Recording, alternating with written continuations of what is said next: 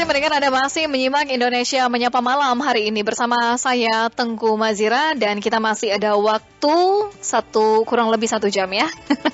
Sampaikan bagaimana situasi terkini di sekitar Anda pendengar. Silakan Anda bisa berbagi informasinya untuk Pro 3 dan juga pendengar Pro 3 lainnya melalui WhatsApp 081399399888 atau di 021384 4545. Tim Indonesia Menyapa Malam hari ini ya. Saya ditemani dengan Joshua dan juga Sitiana di luar studio. Dan kami akan hadirkan sesaat lagi untuk To The Point. Kita akan membahas mengenai laptop merah putih yang digagas oleh Kementerian Pendidikan dan Kebudayaan. Ya, pendengar, pengadaan laptop untuk pelajar dari produksi dalam negeri oleh pemerintah pada tahun ini menjadi sorotan masyarakat, terutama bagi para netizen di media sosial. Ini lantaran anggarannya dinilai terlalu tinggi untuk sebuah spesifikasi laptop yang ditentukan oleh pemerintah. Menteri Pendidikan, Kebudayaan, Riset, dan Teknologi atau Mendikbudristek Nadiem Makarim sempat mengatakan pemerintah mengalokasikan anggaran senilai 2,4 triliun rupiah melalui dana alokasi khusus atau DAK fisik pendidikan untuk membeli 240 ribu laptop produk dalam negeri. Pengadaan peralatan elektronik atau teknologi informasi dan komunikasi itu merupakan bagian dari program digitalisasi sekolah yang nantinya perangkat ini akan dibagikan ke sekolah dari berbagai jenjang pendidikan, baik formal ataupun juga non-formal. Nah, pengadaan laptop ini kemudian menjadi perhatian masyarakat karena bila dihitung secara kasar, harga laptop mencapai 10 juta rupiah per unitnya. Betulkah demikian?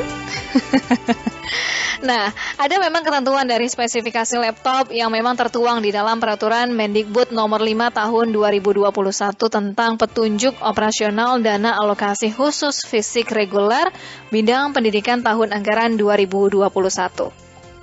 Namun ternyata pengadaan laptop pelajar tahun ini dengan laptop merah putih garapan pemerintah adalah dua hal yang berbeda. Tapi kita perlu tahu juga ya, latar belakang kemudian Kemendikbud lebih memilih untuk produksi laptop merah putih atau dalam negeri. Apa sebenarnya dan bagaimana untuk produksinya? Dan termasuk juga ya bagaimana nanti untuk distribusinya ke sekolah-sekolah dan bagaimana juga nanti dari 10 juta itu ya, spesifikasi laptop apakah sudah mumpuni untuk pendidikan di Indonesia?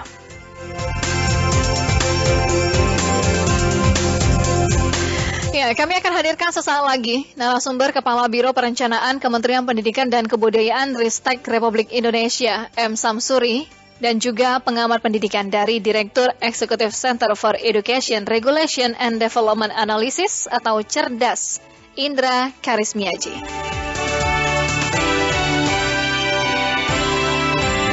Dan tentunya kami mengajak Anda untuk berbagi komentar ya mengenai hal ini. Silakan Anda bisa menyampaikannya di 0213844545 atau di 0213866712 dan di 081399399888.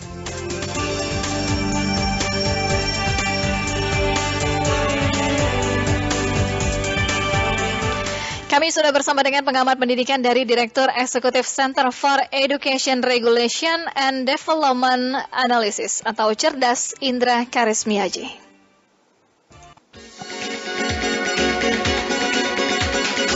Di sini tidak ada basa-basi.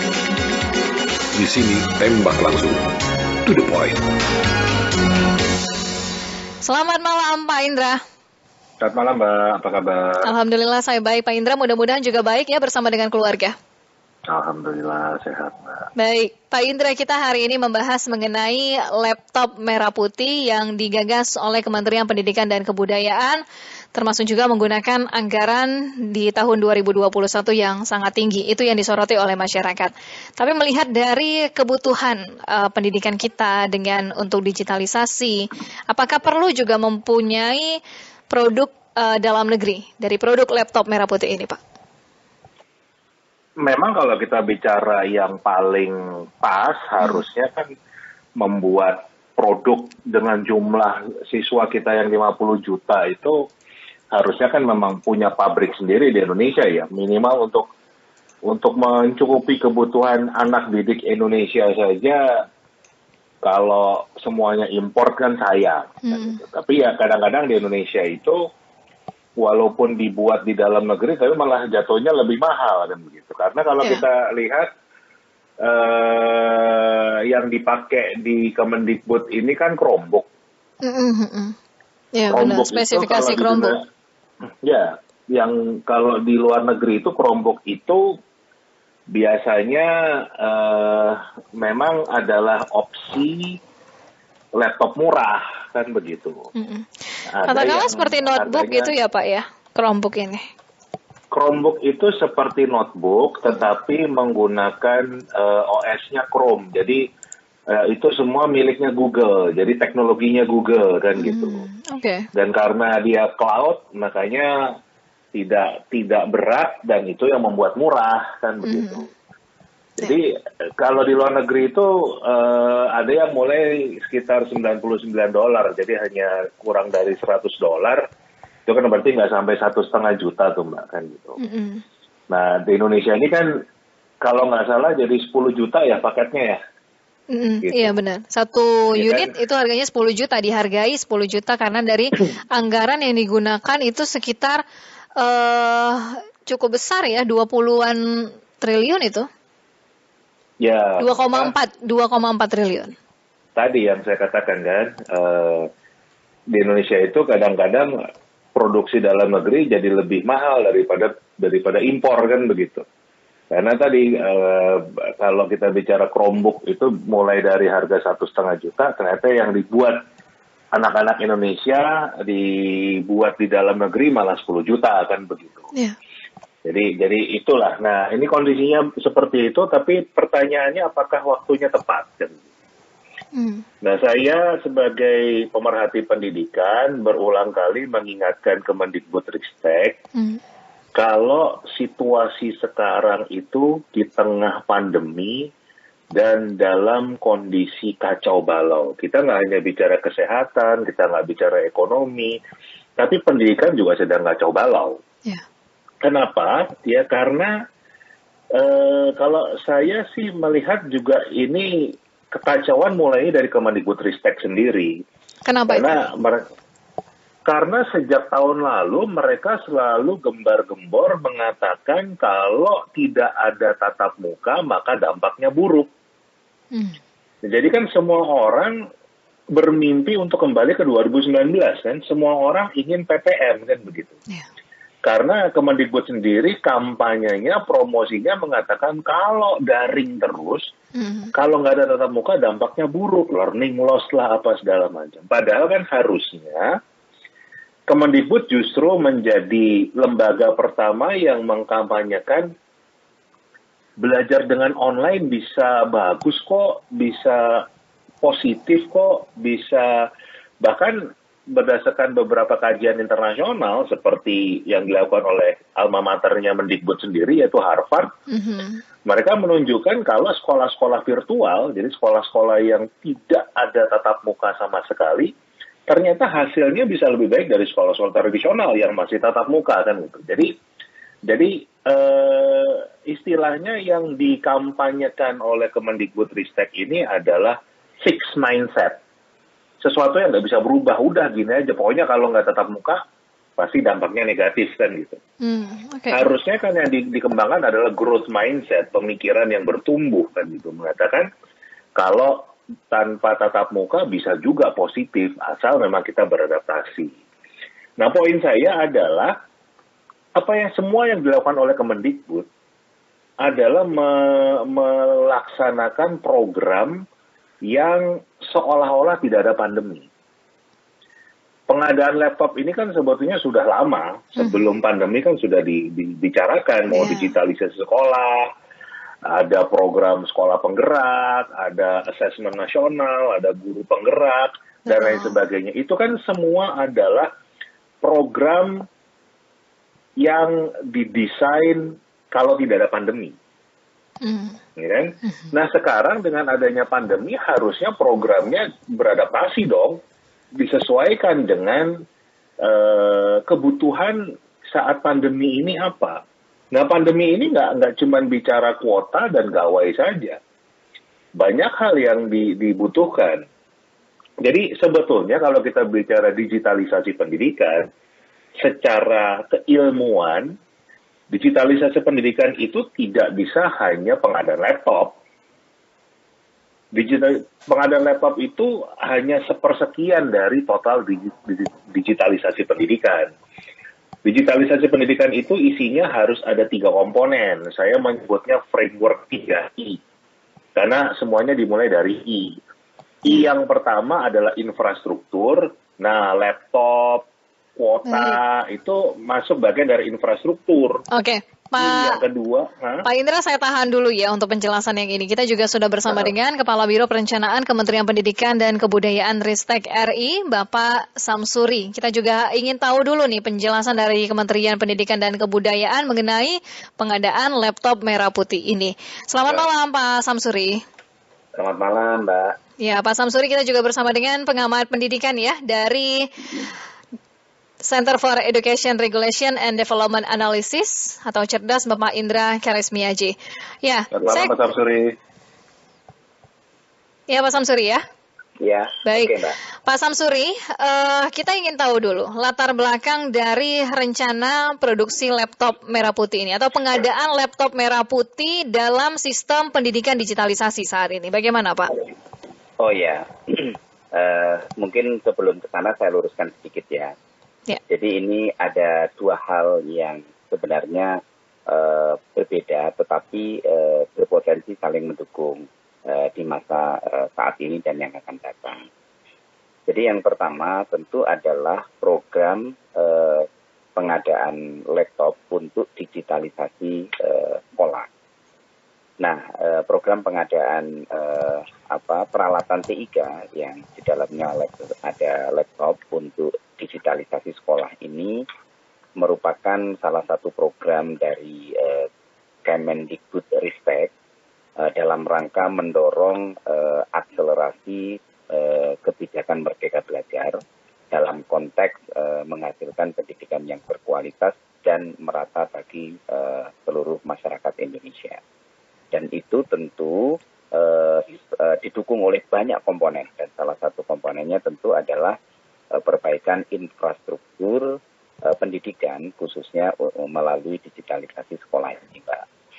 Nah, itu yang pertama. Jadi Kemendikbud dari situ, Kemendikbudristek dari situ mengalokasikan anggaran senilai kurang lebih itu 3,7 triliun yang terdiri dari anggaran pusat itu senilai 1,3 triliun dan anggaran dana alokasi khusus atau DAK fisik yang anggaran pusat yang ditransfer ke pemerintah daerah itu senilai kurang lebih 2,4 triliun. Nah itu untuk memenuhi kebutuhan kurang lebih yang pusat itu untuk 12.674 sekolah ya dengan laptop lebih dari 189.840 laptop plus pendukungnya diantaranya 12.674 access point, konektor, proyektor dan juga 45 speaker. Kemudian yang melalui pendanaan daerah itu setidaknya bisa memenuhi 16.713 sekolah yang berupa 284.147 laptop produksi dalam negeri atau yang bersertifikat PKDN. Juga peralatan pendukungnya seperti 17.500 wireless router, 10.719 proyektor, dan lainnya. Kemudian ada 10.799 konektor, 8.000 printer, dan 6.500 scanner. Nah itu adalah konteks pengadaan yang proses pengadaannya itu dilakukan secara terbuka melalui e-procurement atau e-purchasing ya. Jadi itu semua penyedia barang atau vendor itu memasukkan lewat e-katalog LKPP. Oh, jadi ada tender gitu ya, Pak Samsuri ya? Iya, bukan tender. Jadi istilahnya proses pengadaan melalui e-katalog. Ya. Okay. Jadi pembelian langsung melalui e-katalog yang terbuka di sistem e-katalog LKPP. Nah, perusahaan-perusahaan atau vendor-vendor yang bisa ikut serta itu tentunya yang mendaftar atau masuk di e-katalog dan menyediakan barang-barangnya lewat e-katalog. Kemudian juga menyertakan bahwa produk-produknya itu telah tersertifikasi TKDN. Nah, itu satu sisi ya. Di sisi lain gitu ya, yang mungkin ditangkap sebagai merah putih ini. Nah, ketika demand-nya itu mulai besar, maka ada inisiatif ya, ada inisiatif untuk membangun atau mendorong produksi laptop itu konten kandungan dalam negerinya itu makin tinggi kembali. Nah, itulah diinisiasi sebuah program konsorsium perguruan tinggi yang diinisiasi oleh UI, ITB, ITS, dan UGM itu untuk mendorong semakin tinggi produksi laptop yang dalam tanda kutip proses pengembangannya disebut laptop merah putih lah atau laptop dalam negeri. Ya. Kira-kira begitu. Pak Samsuri, kita tahu ya, kalau tadi saya sudah berbincang bersama dengan Pak Indra Karismiaji yang juga pengamat pendidikan bahwa ini memang bukan waktu yang tepat untuk pengadaan laptop merah putih ini. Di samping sedang COVID-19, pelajaran juga melalui daring, artinya siswa diwajibkan untuk mempunyai laptop atau juga barang atau ini ya untuk media sendiri seperti itu. Nah, kenapa kemudian Kementerian Pendidikan menggagas menggunakan laptop merah putih dan banyak nih kalau netizen ya Pak ya di masyarakat juga kemudian mengomentari dana yang tidak kecil seperti itu yang dikeluarkan, Pak Samsuri. Iya, jadi begini. Jadi ya itu nanti kita program Kemdikbud untuk penanganan COVID dan lain sebagainya. Tentu ini juga banyak ya seperti yang diketahui tentang bantuan kuota data, begitu ya, salah satunya ya. Kemudian bantuan uang kuliah tunggal itu juga ditelurkan. Nah, untuk proses pengadaan peralatan TIK ini, concernnya adalah bukan fokus diberikan kepada siswa. Tetapi memang ini untuk sekolah-sekolah yang belum memiliki TIK, ya, belum memiliki komputer atau laptop di sekolahnya. Jadi concernnya ke sana. Bagaimana kita sekolah ini bisa membuat pelaporan pendidikan, kemudian guru-gurunya bisa membuat media pembelajaran yang baik. Kalau sekolah itu ternyata tidak memiliki laptop yang cukup, begitu. Nah, sebenarnya program ini program lanjutan dari tahun-tahun sebelumnya. Jadi banyak memang sekolah-sekolah kita itu, Mbak, yang belum memiliki laptop minimum, ya. Jadi setidaknya setiap sekolah itu minimum kan harus memiliki 15 laptop lah ya. Nah, ini banyak sekolah-sekolah yang belum ada. Nah, inilah program pemerintah ini stimulus sebetulnya. Stimulus untuk pemerintah daerah melalui DAK fisik istilahnya. Begitu, Mbak. Oke, baik. Pak Indra, mungkin ada yang ingin disampaikan lebih lanjut lagi dengan penjelasan tadi ya. Kalau memang kita kan berpikir bahwa ini apakah waktu yang tepat dikeluarkan atau diproduksilah laptop merah putih ini untuk para pelajar kita. Bagaimana Pak Indra? Yang saya soroti bukan masalah pengadaan laptopnya, tetapi justru programnya. Apa sih strategi yang dipakai oleh Kemendikbudristek yang berbeda dari sebelum pandemi? Karena yang saya katakan program digitalisasi pengadaan laptop ini, jadi pengadaan laptop pakai istilah digitalisasi sekolah, itu kan desainnya sejak sebelum pandemi kan. Jadi pada dasarnya ini bisa dianggap business as usual kan gitu. Padahal kita butuh, ya kan, penanganan pembelajaran dalam pandemi yang betul-betul yang ditakutkan semua orang learning loss ini benar-benar terjadi kan. Nah, itu harus segera dibenahi, dan ini sampai hari ini Kemendikbudristek sejak PPKM dilaksanakan, PPKM darurat sampai hari ini belum ada perubahan kebijakan dari PTM terbatas kan gitu. Yang betul-betul dikampanyekan, guru-guru dibantu untuk bagaimana proses PJJ ini yang tadinya semua orang berpikir mau kembali lagi ke PTM dibenahi kan gitu. Nah, tadi balik ke penjelasan saya secara teori, digitalisasi pendidikan itu nggak bisa cuma pengadaan laptop. Digitalisasi pendidikan itu harus bicara infrastruktur, infostruktur, dan infokultur. Pengadaan laptop, kuota tadi hanya infrastruktur. Infostrukturnya nggak dipikirkan, infokulturnya apalagi. Nah, kalau kita mau belajar dari negara tetangga kita, bicara digitalisasi pendidikan, mereka sudah punya yang namanya ICT Master Plan in Education sejak tahun 1997. Ini negara yang gedenya cuma segede kecamatan kan begitu. Nah, kita 17.000 pulau, 266.000 sekolah nggak punya planning sama sekali. Jadi kan ini cuma pengadaan saja, tapi nggak pernah didesain bagaimana implementasinya bakalan lancar, bagaimana infostrukturnya, bagaimana infokulturnya, nggak pernah disentuh kan gitu. Jadi ini akan selalu membuat sia-sianya uang rakyat. Mutu pendidikan kita tidak meningkat, hanya sebatas proyek kan begitu. Dan ini memang ini banyak pertanyaan dengan spek yang dilakukan. Kenapa Kemendikbud ini hanya memilih satu spek, satu teknologi saja, yang cenderung teknologinya lemah kan gitu, dengan biaya yang tinggi kan gitu. Kenapa? Apa dasarnya? Apakah ada kajian akademis? Ini kan sekarang sudah Kementerian Pendidikan, Kebudayaan, dan Riset dan Teknologi.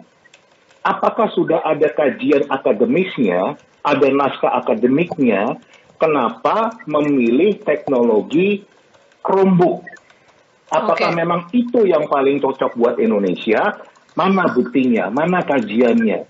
Kita butuh lihat kan gitu. Jadi nggak asal cuma beli aja kan gitu. Ya, ini kita akan harus dijelaskan. Ya, ini yang harus dijelaskan oleh Pak Samsuri. Silakan Pak Samsuri, bisa dijelaskan yang disampaikan oleh Pak Indra. Ya, saya kira baik ya apa yang disampaikan Pak Indra. Ya. Pertama, tentu yang saya katakan tadi, yang namanya infrastruktur teknologi ini hanya bagian dari proses digitalisasi sekolah. Di sisi lain, kalau kita berbicara hal yang lain, itu tentu secara soft ya, secara soft struktur itu Kemdikbud juga membangun istilahnya platform digital. Ya, termasuk di dalamnya kita pernah tahu bagaimana pelaporan dana BOS, kemudian pengadaan dana BOS itu didorong melalui Kiplas gitu ya. Dan semuanya akhirnya terrecord. Nah, konteksnya di sini untuk membangun digitalisasi infrastruktur ini kenapa penting bagi sekolah-sekolah yang memang belum memiliki ya peralatan TIK yang memadai untuk bisa menerapkan soft system yang sedang disiapkan oleh Kementerian Pendidikan dan Kebudayaan, atau bukan sudah digulirkan ya, seperti ketika kita melihat domain-domain guru berbagi. Nah, di situ banyak materi-materi yang bisa di-sharing bersama. Kemudian juga tentu dalam konteks terus jangka panjang, materi-materi pembelajaran termasuk juga disiapkan. Nah, ini bisa diurus kalau memiliki peralatan pendidikan atau peralatan TIK yang memadai. Kemudian di sisi lain juga terpenuhinya peralatan TIK ini menjadi penting. Kita kan terus menggulirkan sistem asesmen nasional yang terpadu ya. Sistem asesmen nasional yang terpadu yang mengukur bukan hanya aspek kompetensi siswa, tetapi juga mengukur aspek karakter siswa, juga mengukur aspek-aspek survei lingkungan belajar, bagaimana inklusivitas lingkungan belajar. Nah, tentu semuanya itu basis-basisnya dapat terrecord dengan baik, ya di era sekarang tentu melalui digitalisasi sekolah. Nah ini dukungan infrastruktur ini adalah bagian dari program khususnya bagi sekolah-sekolah yang memang belum mencukupi secara infrastruktur. Nah, program-program yang lain tentu di masa pandemi ini yang telah diupayakan oleh Kementerian Pendidikan, Kebudayaan, Riset dan Teknologi itu sudah banyak juga. Selain tadi ya dukungan untuk kuota data, ini yang real bisa digunakan secara langsung. Tapi juga banyak program-program seperti rumah belajar, ya, yang itu bisa diakses bagi daerah-daerah yang belum terjangkau secara internet. Juga ada beberapa program dukungan melalui buku-buku belajar, kemudian kita dorong program kampus mengajar gitu ya untuk di daerah-daerah tertentu tentunya ya. Nah dengan protokol kesehatan tentunya. Baik. Nah, itu saya kira Mbak. Iya. Tapi anggarannya kan besar ya. Iya, ini makanya nih saya tanya, ini kan anggarannya besar ya Pak Samsuri ya. Kenapa Chromebook? Kenapa nggak spesifikasi di atasnya gitu loh Pak? Oh, itu kan begini. Kajian akademisnya kajiannya apakah sudah ada? Oh ya, itu sudah dikaji oleh tim teknologi yang saya kira cukup panjang ya. Ada naskah akademiknya Pak? Nanti yang bisa kita baca, jadi kita bisa pelajari supaya kita bisa kawal ini untuk kepentingan bangsa kan? Ya, tentu soal perkembangan IT ini kan sangat dinamik ya, sangat dinamik. Intinya begini, saya ingin garis bawahi Pak Indra dan Ibu Bapak semua, masyarakat di seluruh Indonesia. Konteksnya yang didorong di situ spesifikasi teknis yang dibuat itu adalah spesifikasi minimum requirement. Nah ini kan melalui pendanaan DAK fisik yang dana itu ditransfer langsung ke daerah. Jadi bukan itu poin saya kan gitu. Kita bandingkan lah Malaysia besar itu menggunakan itu berantakan, gagal. Ya kan? Kita hanya ingin tahu apa dasarnya pemerintah Indonesia juga mengambil produk yang sama dengan negara tetangga kita yang gagal dengan program Bestarinet mereka kan begitu. Apakah udah ada kajiannya? Sudah dibandingkan kan begitu. Itu yang justru yang paling penting. Oke. Baik, Pak Indra, kita beri kesempatan untuk Pak Samsuri menjelaskan dulu ya. Silakan Pak Samsuri. Ya, jadi tadi sudah saya sampaikan, ini proses kajian melalui forum-forum ilmiah juga sudah panjang dilakukan ya. Mungkin saya tidak dalam konteks terlibat langsung dalam proses kajiannya tersebut. Nah, pada prinsipnya adalah ini untuk mendorong ya spesifikasi teknis yang diberikan itu adalah minimum standar requirement. Tapi mungkin juga ada alasan bahwa kemudian mengadakan Chromebook ini untuk juga membantu masyarakat di daerah-daerah tertinggal untuk tetap mendapatkan teknologi begitu mudah. Seperti itu juga nggak sih Pak Samsuri? Ya pada prinsipnya dukungan ini kan kepada sekolah-sekolah yang berdasarkan data yang dimiliki oleh Kemendikbud, data pokok pendidikan itu, sekolah-sekolah yang memang belum memiliki atau bahkan belum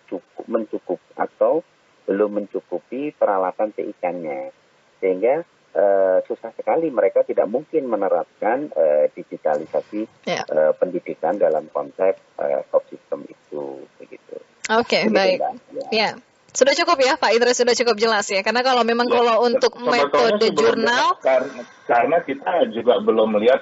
Justru selama ini Kemendikbud era Pak Nadiem Makarim ini pelibatan publik, uji publik itu yang belum pernah dilakukan. Ini makanya harus kita nggak pernah lihat kajian akademis, naskah akademik gitu. Jadi kita masih dengan ini kegagalan negara tetangga jelas-jelasan itu mundur sekali kan begitu. Kalau ada negara yang sudah gagal, kita ingin mengulangi kegagalannya. Gitu. Pak Indra, kita harapkan yang disampaikan Pak Indra ini menjadi catatan juga bagi Pak Samsuri dari Kementerian Pendidikan dan Kebudayaan ya. Kita cukupkan Pak Indra karena keterbatasan waktu. Terima kasih Pak Indra Karismiaji sudah bersama dengan kami. Sehat selalu, selamat malam.